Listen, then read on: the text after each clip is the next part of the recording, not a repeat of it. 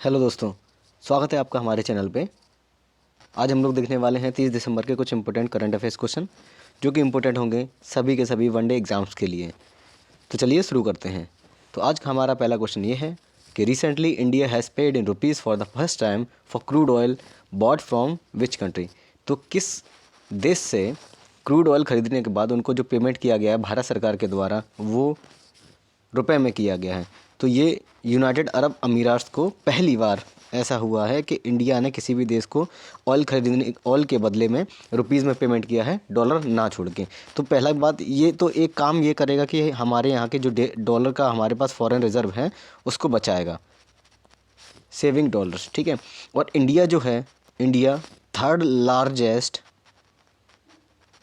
Energy consumer है। तो ये हमारे लिए काफ़ी कॉस्ट इफेक्टिव होगा अगर हम अपनी ही करेंसी में पेमेंट करेंगे। ये जो ऑयल ख़रीदा गया है, ये पेमेंट किया गया है, पेमेंट किया गया है Abu Dhabi national oil company को।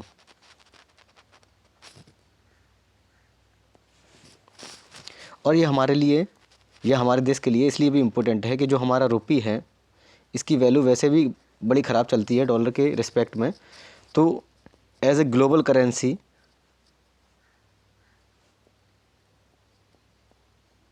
एक्सेप्टेंस बढ़ सके इसलिए इसकी रुपये की। तो ये हमारे लिए काफ़ी मायने रखती है कि हमने किसी भी विदेशी कंपनी को रुपए में पेमेंट किया है और रुपए देकर हमने क्या ख़रीदा है, ऑयल ख़रीदा है। Next question, where has recently recorded zombie deer diseases. Zombie deer diseases आजकल काफ़ी न्यूज़ में है। ये सुनने में आ रहा है कहाँ पर रिकॉर्ड की गई है, तो ये यूएसए में रिकॉर्ड की गई है। यूएसए के अलावा ये जो डिसीज़ है ये और भी कंट्रीज़ में जैसे कनाडा, नॉर्वे, फिनलैंड, स्वीडन और नॉर्थ कोरिया, तो इन जगहों पर भी इसके कई सारे केसेस देखे गए हैं। तो इसमें होता क्या है, जनरली जिस भी जानवर को ये बीमारी होती है इसका एक दूसरा नाम भी है, ये होता है क्रोनिक वेस्टिंग डिसीज़। तो ये जनरली क्या करती है, एनिमल्स को कंफ्यूज करती है। इस बीमारी में एनिमल्स कंफ्यूज हो जाते हैं और उनका जो सलाइवा है वो ख़त्म होने लगता है, जिससे कि उनको डिमेंशिया की प्रॉब्लम होने लगती है, जिससे कि ऐसा लगता है जैसे उनका ब्रेन खाया जा रहा है।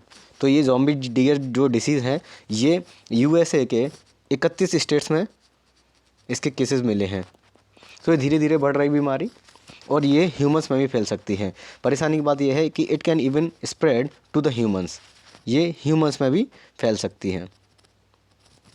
तो कहाँ पे मिले हैं सबसे ज़्यादा केसेस इसके, यूएसए में मिले हैं। Next question, Kashiwazaki Kariwa nuclear power plant, अभी अभी न्यूज़ में सुना था, ये किस कंट्री से रिलेटेड है, ये जापान से रिलेटेड है। इस पर पहले बैन लगा हुआ था क्योंकि कुछ इनके सिक्योरिटी नॉर्म्स थे जो इन्होंने फुलफ़िल नहीं किए थे और अभी इनसे ऊपर से बैन हट गया है। तो ये कहाँ से रिलेटेड है, जापान से रिलेटेड है, क्योंकि जापान एक ऐसी कंट्री है जहाँ पे ज़्यादातर एनर्जी वो अपनी न्यूक्लियर पावर प्लांट से ही इस्तेमाल करते हैं। तो वहाँ उनके लिए एक एक प्लांट काफ़ी मायने रखता है कि वो बंद ना हो। तो इसका ऑपरेशन भी धीरे धीरे स्टार्ट हो जाएगा सभी क्लियरेंस होने के बाद। Next question, FEAST software is launch by which organisation, तो किसने लॉन्च किया है, इसरो के द्वारा लॉन्च किया गया है। ये जो फीस्ट सॉफ्टवेयर है ये दोनों ही, ये माइक्रोसॉफ्ट पे भी चलता है और लाइनक्स पे भी ऑपरेट करता है। तो ये 3 स्टेज में बनाया गया है, पहला स्टूडेंट्स के लिए, दूसरा इंडस्ट्रीज़ के लिए और तीसरा प्रोफेशनल्स के लिए। तो सभी लोग इसको इस्तेमाल कर सकते हैं। अभी इसी थोड़ी बहुत टेस्टिंग फेज़ में चल रही है। बाकी ये हमारी indigenous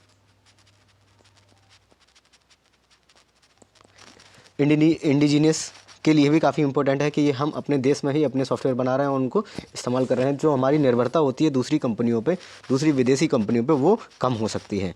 next question, registration bill 2023 recently passed by parliament has replaced which law, तो अभी अभी पार्लियामेंट ने एक रजिस्ट्रेशन बिल पास किया है। तो ये press and registration of books act 1867 को रिप्लेस करेगा,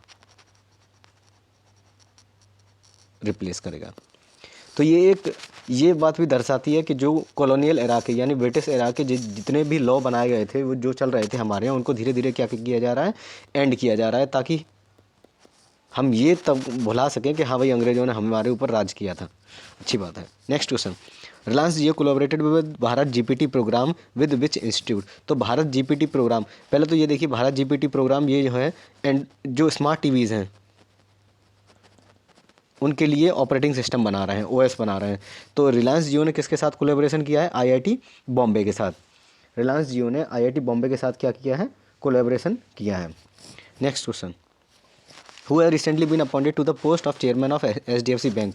तो एचडीएफसी बैंक के चेयरमैन के लिए अतानु चक्रवर्ती इनको नियुक्त किया गया और सीएस राजन को, हम लोगों ने पिछले वीडियो में देखा इन्हें कोटक महिंद्रा बैंक का, कोटक महिंद्रा बैंक का चेयरपर्सन नियुक्त किया गया है। Next question, where has the Indian National Congress celebrated its foundation day recently. तो कांग्रेस ने, देखो पहले जो इंडियन नेशनल कांग्रेस है वो कब स्थापना हुई थी, 28 दिसंबर 1885 में हुई थी। किसने स्थापना की थी, ए.ओ. ह्यूम, ये ब्रिटेन सरकार के एक ऑफिसर थे और इन्होंने इंडियन नेशनल एसोसिएशन के नाम से किया था, इंडियन नेशनल एसोसिएशन, जिसको कि बाद में एसोसिएशन की जगह कांग्रेस कर दिया गया था दादा भाई नेहरू के कहने पर। और कांग्रेस जो शब्द है वो यूएस कॉन्स्टिट्यूशन से लिया गया है, यूएस कॉन्स्टिट्यूशन से लिया गया है कांग्रेस का शब्द। तो इसके जो पहले जो प्रेसिडेंट थे वो थे व्योमेश चंद्र बनर्जी।